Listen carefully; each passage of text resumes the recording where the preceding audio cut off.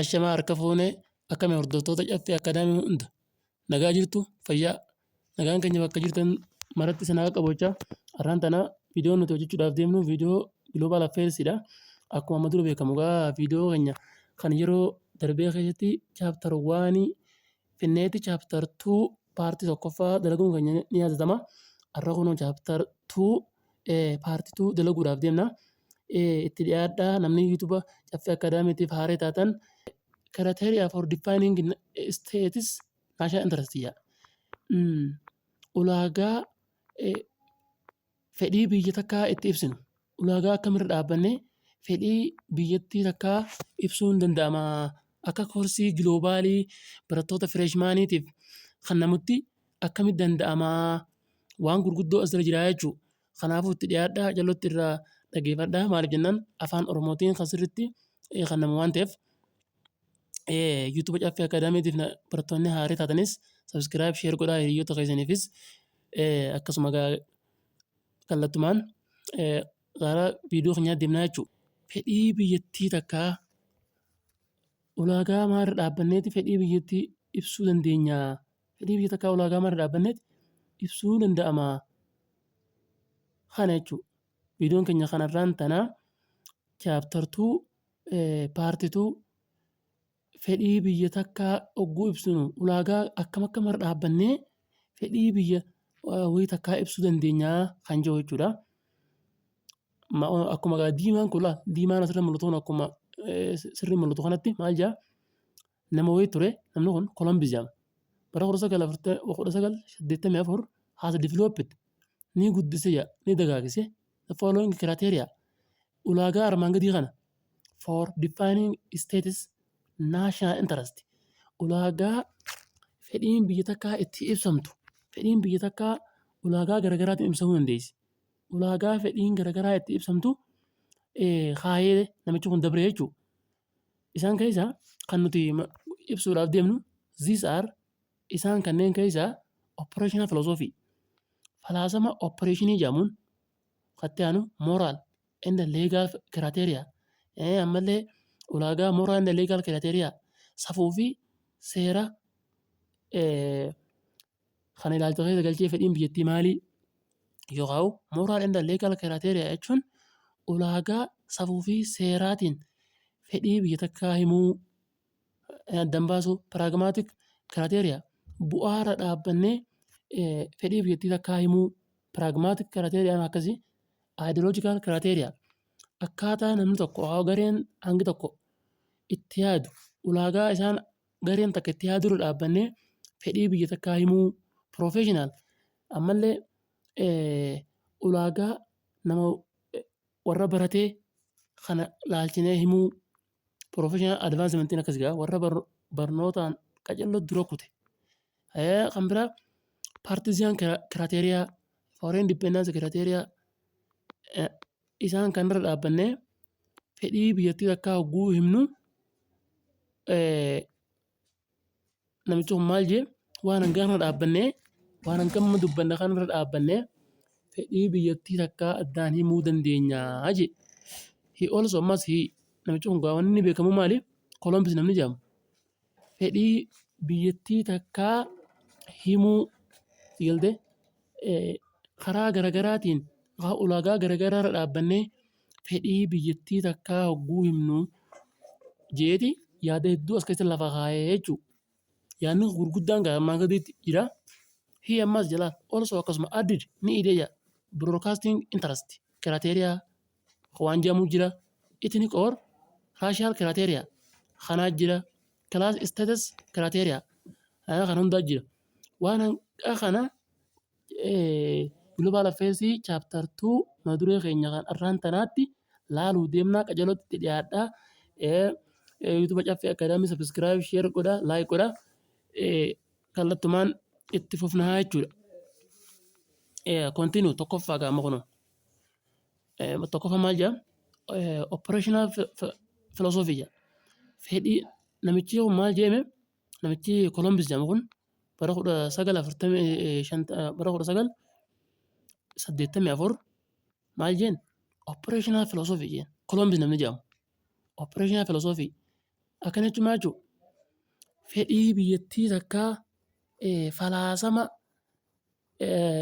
falaasama oppereeshiniitiin addaan baasuu, falaasama oppereeshiniitiin fedhii biyyattii takkaa himuu.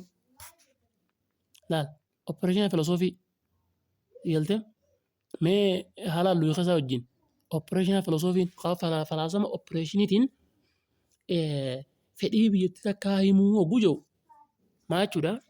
Siruu taking jala fudhachuudhaan into account of time yeroo itti fudhachuu location bootaa itti fudhachuu in the action of the previous leader laagarte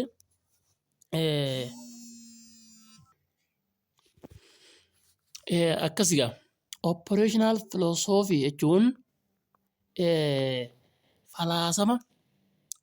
falaasama hoogganaa si dura turee yeroo itti fudhattee bootaa itti fudhattee gocha itti fudhattee waan hanqaan hogguu jijjiirtu maal jennaan operational philosophy jennaan. Amma akkuma maqaan isaatu himutti operation jechuun waan si dura ture takka keessa bartee yeroon si godhamee waan san philosophy kana jala waan lamaa jira. Kanaafuu as jala wanni lamaan jiru fakkeenyaaf government through taking into the account of time, location and action of the previous leader jedha. Gocha hoogganaa si dura dabree fedhii biyyateetiiti himuu deemtaa miree fedhii biyyateetii karaa operational philosophy jedhamuun gargar baasuu danda'a waan ta'eef previous leader hoogganaa si dura dabree hojiisaa dalagaasaa hunda yeroo dheeraa itti fudhattee government could follow two ways or style of operation karaan itti waan san fedhii biyyateetii tan karaa operational philosophyidhaan gargar baastu karaa lama jedhama. Karaa lama mootummaan tokko karaa lama hordofeeti fedhii biyyasaa operationidhaan operation jechuun waan takka tan amma tan dura turte waa hunda jijjiirtee waa hunda jijjiiruudhaaf akkaataa seeraa akka ittiin bulmaataa kan hunda jijjiiruudhaaf yeroo si fudhata. Galtee kana jijjiiruudhaaf karaa lamaanii jijjiirtaa jedha. Falaasama karaa lamaa fayyadamteeti amala hoogganaa si duraa san karaa lamaan jijjiirtee fedhii biyyattii teetii san eegsisuu dandeessaa jedha. Tokkoffaan maali? Firstly the synoptic style jedha. Haala synopticii fayyadamuu. Haala synoptic jechuun waan haaree eegaluu jechuudha. Seera haaree baafachuu. Synoptic style jechuun seera haaree baafachuu fedhii biyyattii teetii eeguudhaaf. Laal which focus inni kunuu jala synoptic style jechuun which focus kan xiyyeeffatu on introducing eegaluu or enacting yookaan tumuu new policy imaammata haaraa tumachuu and terminating dhaabuu the previous one imaammata kan si duraa san dhiiftee imaammata haaraa tumattee fakkeenyaaf asirratti amma Dr. Abiyyiitu Itoophiyaa bulchuu jiraami. Dr. Abiyyi Itoophiyaa bulchuudhaaf akkaataa operational philosophytti karaa lamaanii fedhii Itoophiyaa eeguu danda'a jedha. Tokkoffaan maali? Saayinoptikiidha jedha. Saayinoptikiin Dr. Abiyyi seera haaree baafatee tarsiimoo haaree baafatee tarsiimoo imaammata gaafatti bara TPLF isan ture hunda balleessee fedhii Itoophiyaadhaa hogguu eegsisuudhaaf deemu maal jennee hiikna isa kana synoptic style jennaan. Kana jechuudha agarteema. In this time yeroo kana jedha. Yeroo tan amma government mootummaan are confident ofitti amanummaa qaba jedha of their new development dagaagina haaree fide kanaaf seera haaree eegale kanaaf ofitti amanamummaan godhaa and believe ni amana jedha that consequence gartee consequence jechuun bu'aan seera haaree baafachuu kanaa consequence jechuun bu'aan seera haaree yaa duraan seera biraa jira mire fakkeenyaaf akkuma reeffanne Dr. Abiyyi dura seera TPLF jira. Dr. Abiyyi seera TPLF san balleessee seera ka'ifii kasaa hogguu eegalu saayinoptik jennaan. Mootummaan ammas sirna saayinoptikii kan hordofu ofitti amanummaa qabaa. Enda ammas maal jee consequence bu'aan saadhaa are predictable tilmaamuun nama rakkisu jira. Enda controllable jechuun ammallee waan to'atamuu danda'u jira. Seelte kan akkana jiru maali? Saayinoptik istaayiliidha jechuudha. Saayinoptik istaayiliin akkasii lammaffaa irra jirra gamma.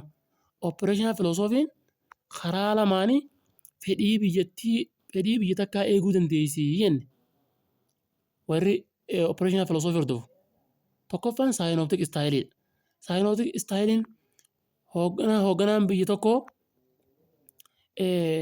seera nama isa dura bulchuu ture san guutumaan guututti dhiisee seera isaa haaree baafatee tansiimoo isaa haaree baafatee ofitti amanamummaadhaan hogguu seera haaree biyyattii takka keessatti eegalee fedhii biyyattii tanaa niin guutaa jee kasacha hogguu ta'e saayinoptik istaayil jennaan. Lammaffaan government ammas mootummaan could operate geggeessuu danda'a ni geggeessa. Cautiously jechuun of eeggannoodhaan jira. Amma kun of eeggannoodhaan siruu tiiriyaal seeraan karaa mana murtiitiin error approach tooftaa karaa dogongoraatiin ni dogongora of eeggannoon deema. Due to fear of future fuuldura isaa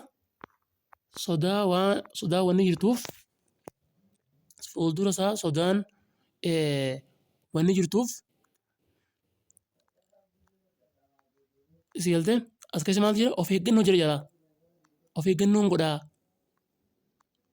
consequence bu'aan isa kanaa hedduu maali of eeggannoodhaan deema sodaa jira siis inni kun maal jedhama koolli incremental style jennaan galtee incremental style jechuun mootummaan tokko fedhii biyyattiyyaatiin eeysisaa jee fakkeenyaaf aangoo irra yoo ba'e hogguu aangoo irra ba'u tarsiimoo nama isa dura bulchee jijjiiruu sodaatee of eeggannoodhaan hogguu deeme yoonta seeraa kana yoon jijjiire fuulduratti hiriiraan akka biyyattiin ni qofti. Mootummichi kun ammaan tana sodaa yoo qabaate fedhii biyyattii tana eegsisuudhaaf sodaa yoo qabaate of eeggannoodhaan yoo deeme fuuldura waan gargaraa na dhufaa jee yoo sodaate maal jennaan incremental style jennaan kana jechuudha. Incremental style jennaan jechuudha. Kana finnema. Kanaafuu operational philosophy ala waa lama jira. Synoptic style fi incremental style dha jechuudha. By considering the complexity of political economic problems they operate it is dreadful jedha. Amma incremental style keessatti by considering yaaduudhaan jedha. Complexity of political economy jedha. Sirna diinagdee siyaas diinagdee walxaxaa rakkina siyaas diinagdee walxaxaa kana jechaa fi they operate isaan ni gaggeessan jedha. Fedhii biyya isaanii ni gaggeessan jedha. It is dreadful karaa sodaateen sodaachaati fedhuma biyya isaanii tana gaggeessanii akkaataa incremental styliin jedhutti fedhii biyya isaanii tana karaa sodaateen gaggeessanii galtee ammoo saayinooptik istaayiliin ofitti amanummaa qabanii waan haaraa fidanii saayinooptik keessa sodaa viijiniin hin jirtu. Inkirimentaalii keessa immoo sodaa jira. Sababa siyaasa diinagdeen biyya sanii wal xaxaa taateef jechuudha. Diriidhi fuullachuu laal sodaa hamtuu jechuudha. Akkasi. Continued. Here actors amma gaa here incremental style jalatti actors hoogganaan biyyattiidhaa yookaan namichi fedhii biyya Itoophiyaa tana gaggeessu namichi fedhii biyyattii sanii gaggeessu are less confident ofitti amanummaa hin qabu jaa.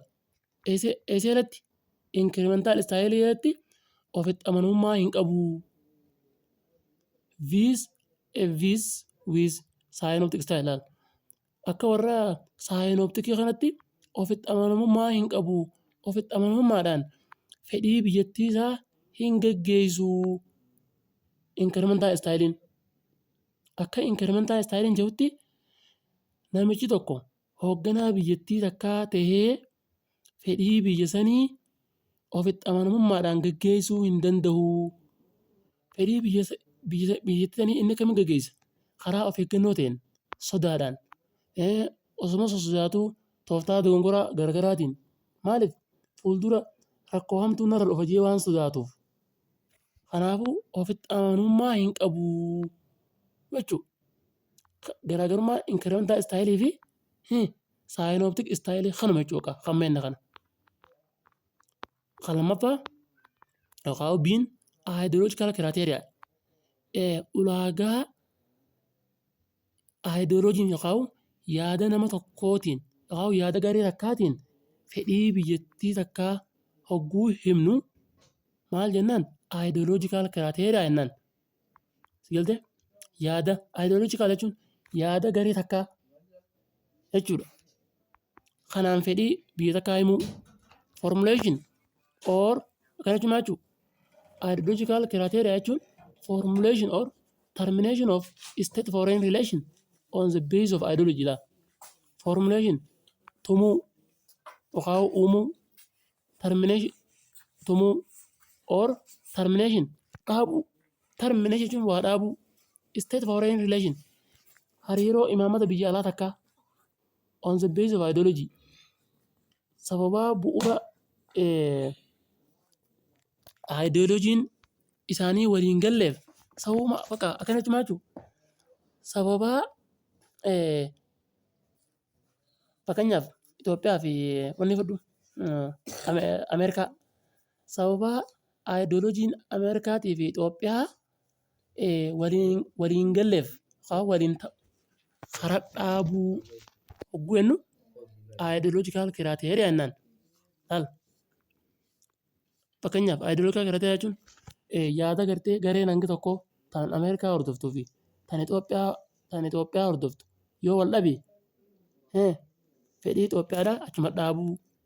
Ammas yoo amangaa waa lama jala qaba. Tokko fedhii biyya takkaa sababaa ideoloojiin yookaan akkaataan isaan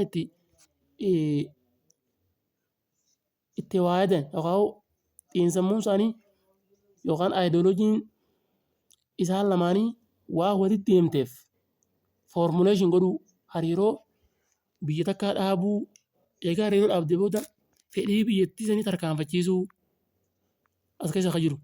Lammaffaan ammoo termination hariiroo biyya lamaanii addaan kutuu sababaa ideoloojii jecha sababaa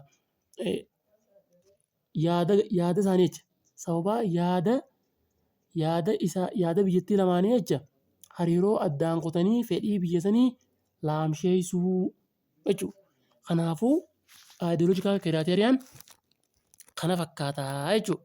With the presence of two blocks during UNORA with the presence of two blocks jiraachuun presence jiraachuun two blocks jechuun warreen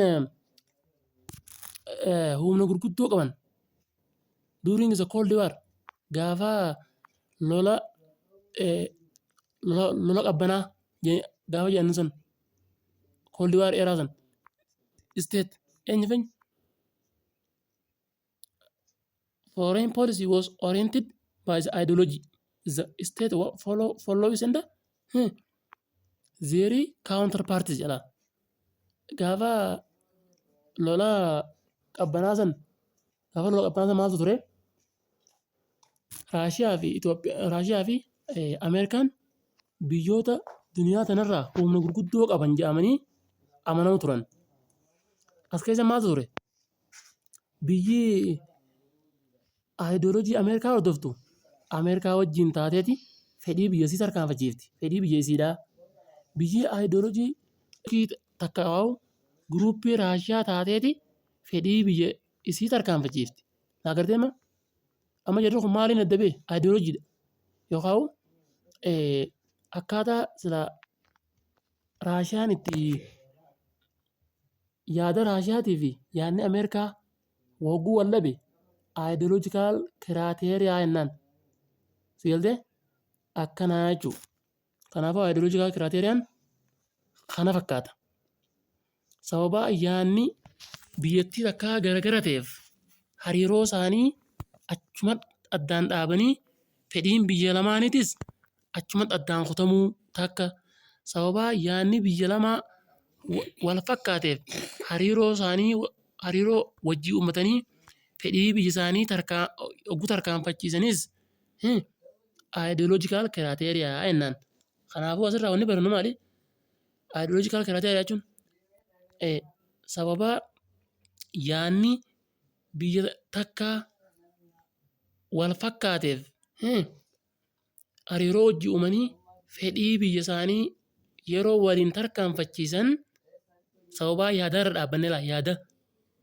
Maal jennaan? Aayidooloojikaal kiraateeriyaa jennaan. Kanaafuu osoo ammaas wanni biraa ta'u sirrii barattan aayidooloojikaal kiraateeriyaan gaafa kooldiwaarii san ture. Kooldiwaarii san biyyi gaafa san turtes Raashiyaa fi Ameerikaadha jechuudha. Kanaafuu Ameerikaadha jechuudha. Kan biraa moral and legal criteria safuu fi legal criteria jechuun seera yookaan ulaagaa safuu fi seeraarra dhaabbannee fedhii biyya takkaa guutuu fedhii biyya takkaa himuu. Akkana jechuun maal jechuudha?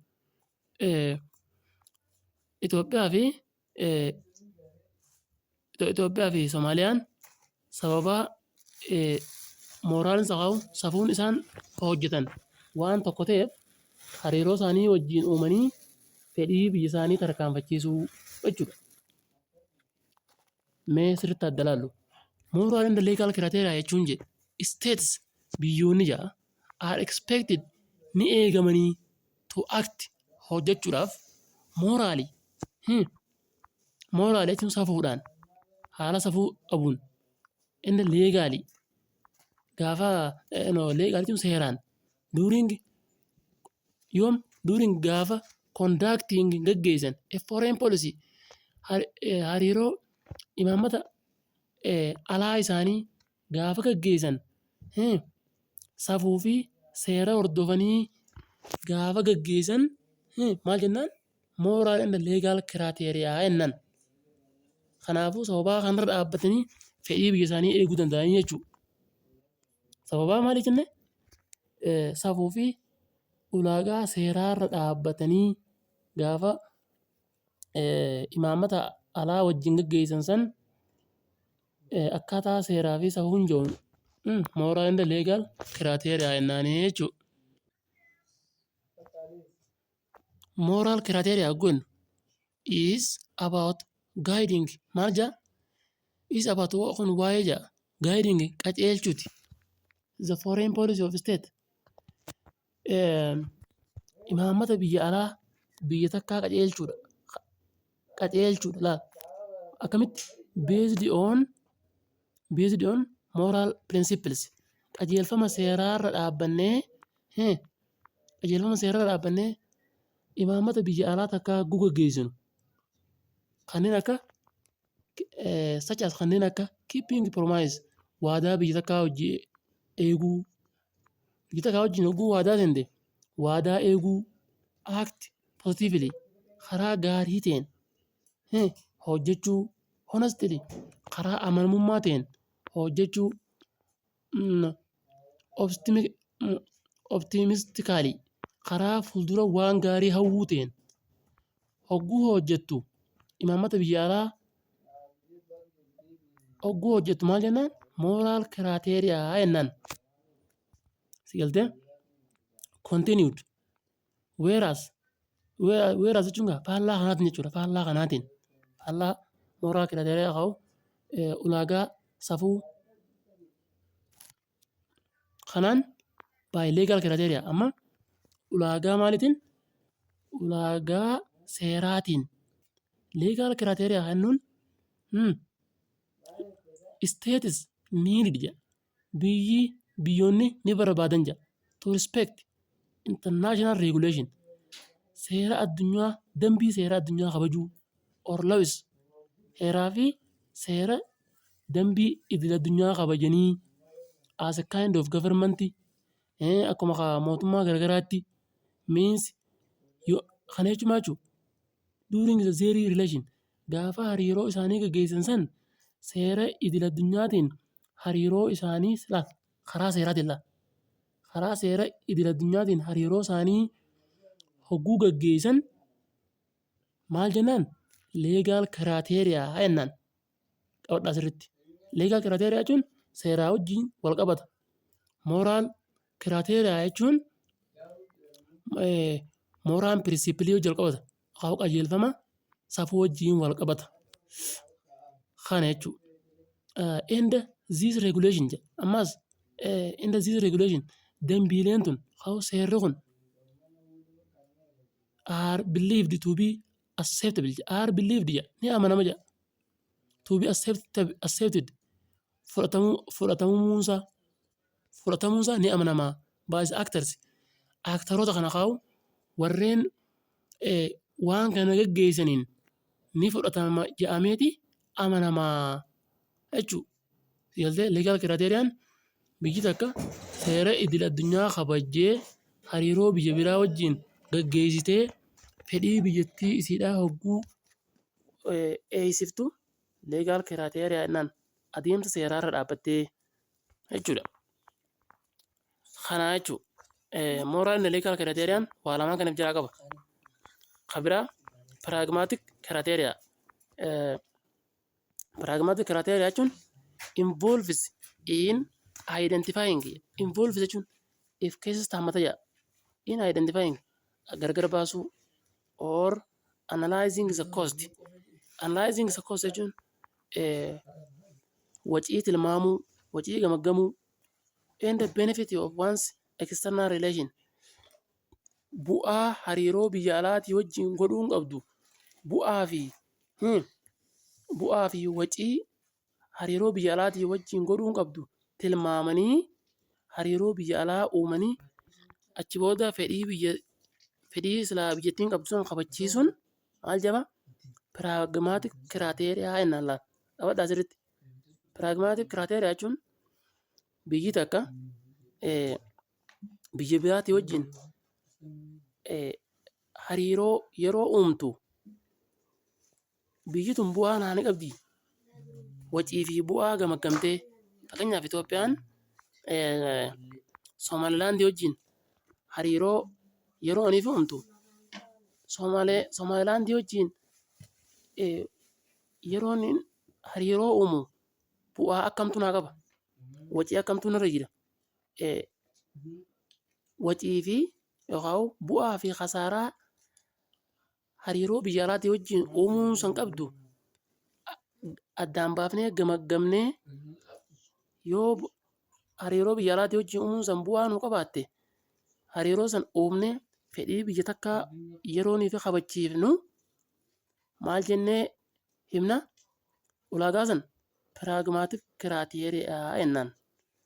It is made inni kun ni ta'a on the basis of states rationality akkaataa biyyi takka ittiin deemuu hin siruu dhaabbatamee siruu evaluating is advantage akkamitti siruu jechuun keessa evaluating is advantage bu'aa san laaluudhaan Evaluating jechuun gamaggamuudhaan advantage bu'aa hariiroo biyya alaatii wajjin uumuun kun bu'aa naanii qaba jettee gamaggamuudhaa fi disadvantage of for oneself miidhaan kiyyoo maali?